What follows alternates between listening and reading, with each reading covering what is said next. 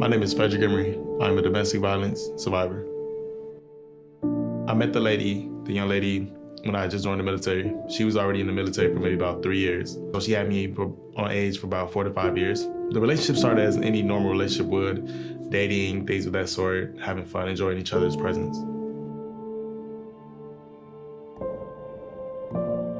As time went on, we continued to date. Jealous tendencies started to appear. Like my mom would come into town and she'll be upset for me to pay for like simple things like lunch or breakfast. A lot of tense moments.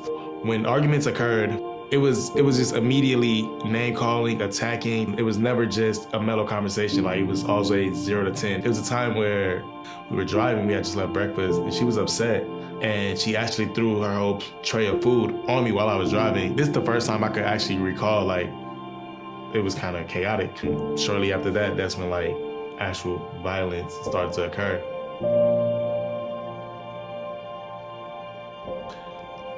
The moment I realized that love, the type of love that I was receiving from her was not genuine love, it was the time that I was stabbed by her.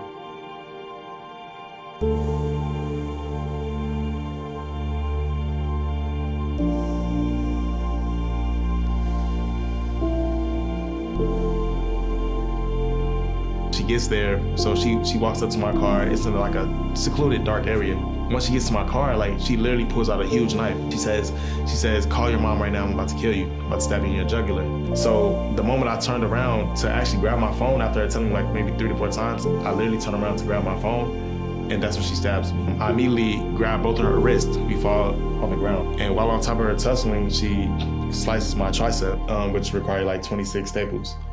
I had to snatch the knife out of her hand, just cut it in my hand and throw the knife. After throwing the knife, I attempt to run. I'm trying to run away. And she starts chasing me, but I've lost so much blood. I'm so weak, I collapse.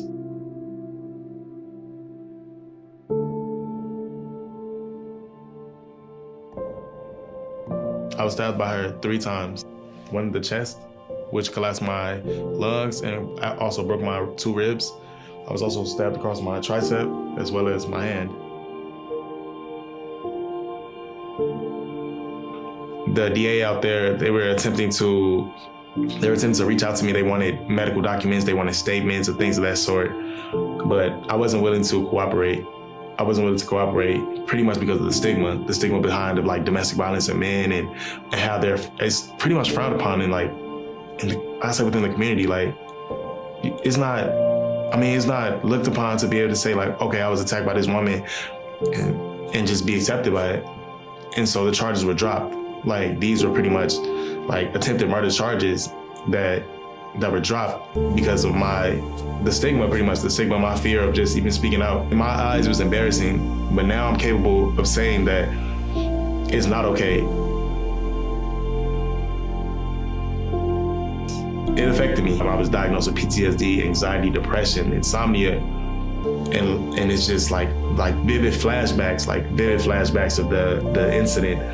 I was even in a psych ward for 10 days. Like it was a lot. It was a lot at that time. I didn't feel comfortable around women. I didn't feel comfortable around like just other sailors in general.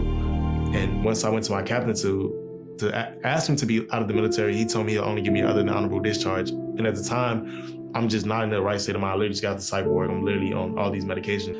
And he says, I feel like you're giving up.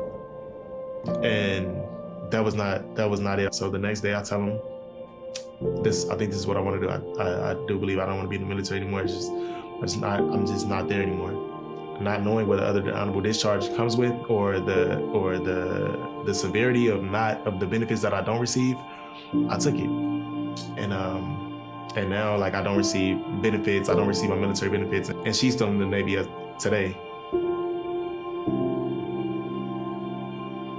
Faith in God and my recovery was everything.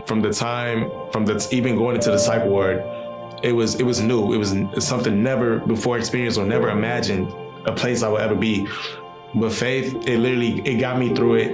It helped me realize that the difference in love, just the church community support it's a difference, and it brought me back to the church. I was away from the church at the time, and it brought me back to the church. It brought me back into a place of love, and just a place of support.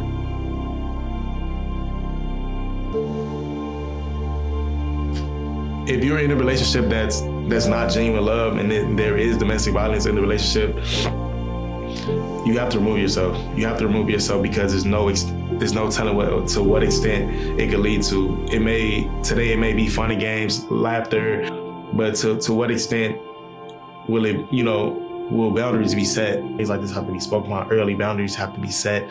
Love has to be implemented properly in a relationship. A toxic relationship is not exciting. It's not fun.